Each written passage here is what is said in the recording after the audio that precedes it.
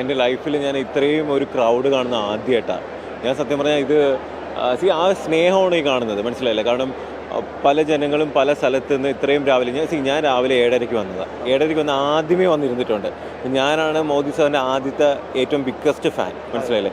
Sir കാരണമാണ് ഞാൻ BJP പാർട്ടിയിൽ ജോയിൻ ചെയ്തത്, മനസ്സിലായില്ലേ. അപ്പം ഒബ്വിയസ്ലി ആ ഒരു ഓറ അല്ലെങ്കിൽ ആ ഒരു പേഴ്സണെ കാണാൻ വേണ്ടി നമ്മൾ ഇത്രയും പേര്, ഇത്രയും ജനങ്ങൾ, എന്നെപ്പോലെ ഇത്രയും ആൾക്കാർ ഇവിടെ വന്നിരിക്കുന്നുണ്ടെങ്കിൽ അതൊരു വലിയ സംഭവം തന്നെയാണ്, മനസ്സിലായില്ലേ.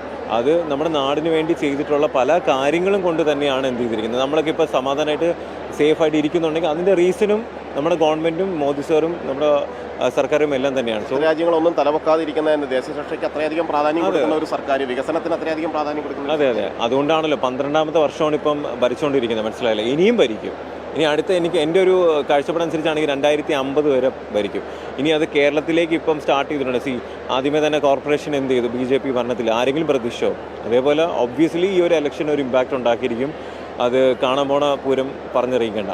എന്തായാലും ഞാൻ പറഞ്ഞില്ലേ, മാക്സിമം വിജയം നമ്മൾ എക്സ്പെക്റ്റ് ചെയ്യുന്നുണ്ട്. പക്ഷേ ഇപ്പോൾ സോഷ്യൽ മീഡിയ ആണെങ്കിലും ഇപ്പോൾ മീഡിയ ആണെങ്കിലും എവിടെ എടുത്ത് നോക്കിയാലും BJPയുടേതായിട്ടുള്ള ഒരു ഇൻഡിവിജ്വൽ ഇമ്പാക്റ്റ് ഉണ്ട്, മനസ്സിലാവും. അത് ഇനിയിപ്പോൾ ഇരട്ടിക്കാൻ വേണ്ടിയാണ് പോകുന്നത്.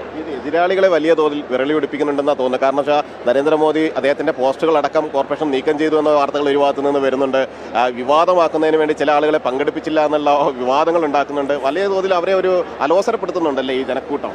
അവർക്ക് പേടിയാണ്. കാരണം ഇനി BJP കേരളം ഭരിച്ചാലോ എന്നുള്ളൊരു പേടിയുണ്ട് ഒബ്വിയസ്ലി. കാരണം അവർ ഇത്രയും നാൾ, ഞാൻ കുറ്റം പറയുന്നില്ല, അവർക്ക് കൊണ്ട് പറ്റുന്ന കാര്യങ്ങൾ അവർ ചെയ്തു. ഇനി ബാക്കിയുള്ള കാര്യങ്ങൾ BJPക്ക് ഒരു ചാൻസ് കൊടുക്കുക, നമ്മളത് കാണിച്ചു കൊടുക്കും എന്നുള്ളത് തീർച്ചയാണ്, ഒബ്വിയസ് ആണ്. ഞാൻ പറഞ്ഞ കണക്ക് എന്തുകൊണ്ടാണ് പേടിക്കുന്നത് എന്തുകൊണ്ടാണ്? കാരണം ഏതെങ്കിലും രീതിയിൽ നമ്മുടെ അധികാരത്തിൽ വന്നു കഴിഞ്ഞാൽ അവിടെ ഒരു മാറ്റം വരും, ഡെവലപ്മെൻറ്റ് ഉണ്ടാവും. ഇനി വൺസ് വന്നു കഴിഞ്ഞാൽ വേറൊരു പാർട്ടീനെ ജനങ്ങൾ ചൂസ് ചെയ്യില്ല എന്നുള്ള ഒരു കാര്യം അവർക്ക് നന്നായി അറിയാം. അതുകൊണ്ട് തന്നെയാണ് ആ പേടിക്കുന്നത്, മനസ്സിലായില്ലേ. So wait and see. Election വരെയാണല്ലേ, നമുക്ക് നോക്കാം.